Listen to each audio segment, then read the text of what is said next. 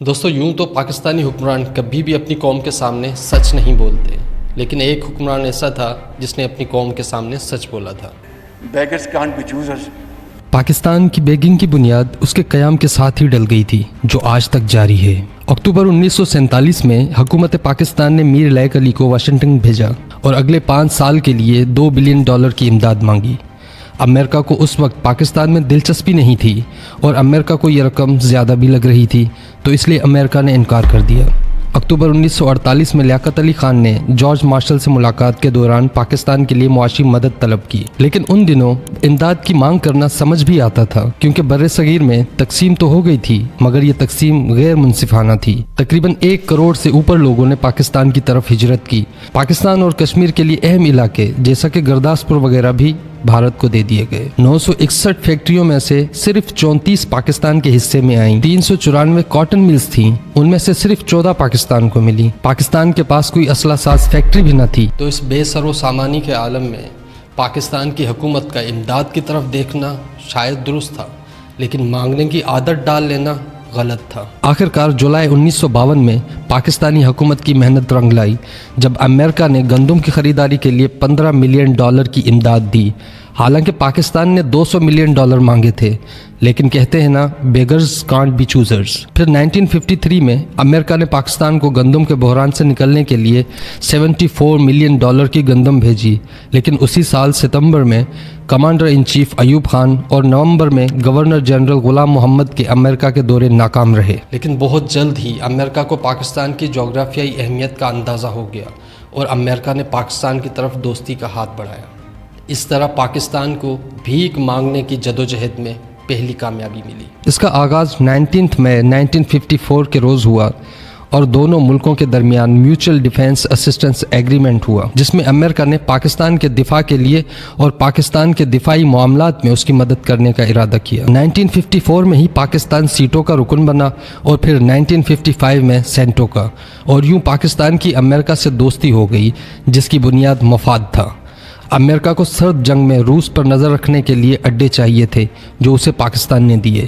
جواب میں امریکہ نے پاکستان کی مالی مدد کی۔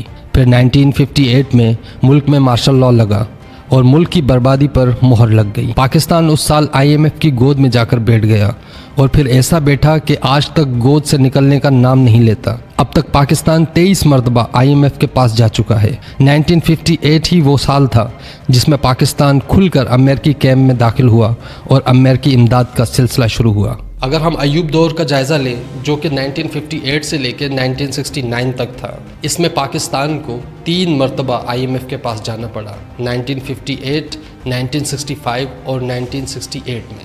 1958 میں جب پاکستان IMF کے پاس گیا تو اسے $25 ملین جو 2024 کے مطابق $2,74,000 ملین بنتے ہیں، اتنے کا پاکستان نے قرض لیا۔ پھر 1965 اور 1968 میں ہونے والے معاہدے ملا کر یہ قرض $112 ملین بنتا ہے۔ 1965 کے سال میں ہی بھارت سے جنگ کے دوران سعودی عرب اور ایران نے پاکستان کو امداد دی۔ سعودی عرب نے 50,000 بیرل تیل روزانہ کی بنیاد پر 1 سال کے لیے فری میں دیا۔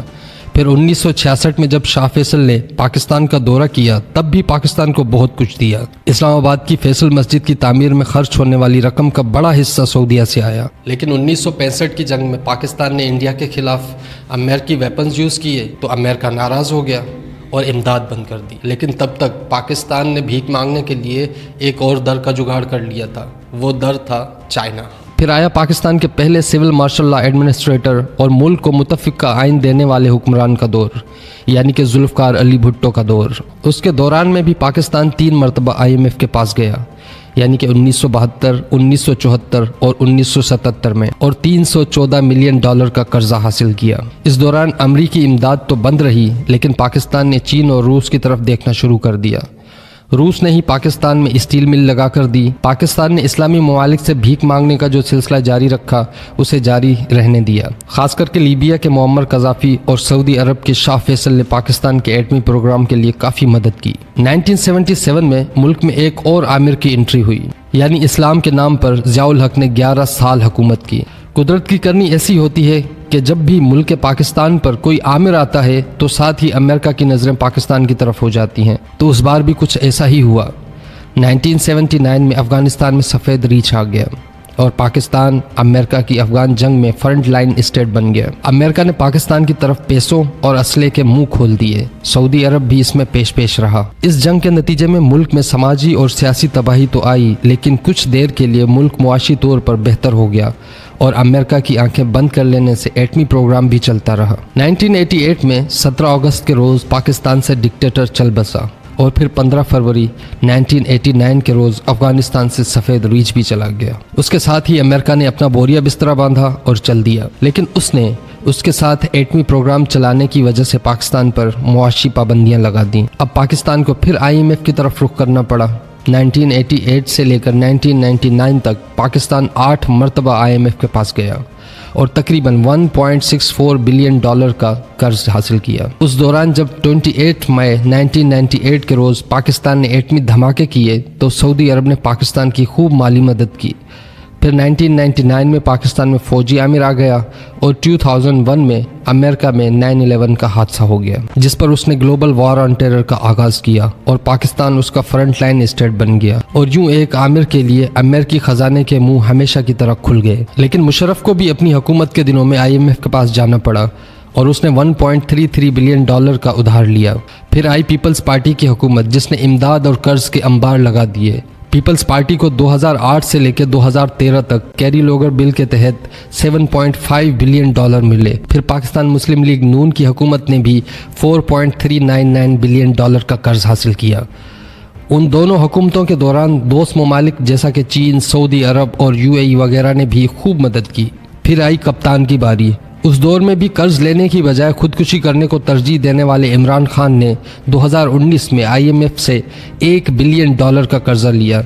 एक बार फिर उस दौर में भी चीन, सऊदी अरब और UAE ने मदद की। फिर 2023 में PDM हुकूमत ने IMF से $3 बिलियन का कर्ज लिया और 2024 में PDM टोले ने $7 बिलियन का कर्ज हासिल किया। कर्ज लेना बज़ाते खुद बुरी बात नहीं है, ख़ासकर मुल्क की मईशत को संभालने के लिए, लेकिन तब तक जब तक हुकूमत की सिमत दुरुस्त हो। पाकिस्तान की हुकूमत की सिमत दुरुस्त नहीं है और ना ये लोग बाज आ रहे हैं अपनी अय्याशियों से और ना रुक रहे हैं भीख मांगने से।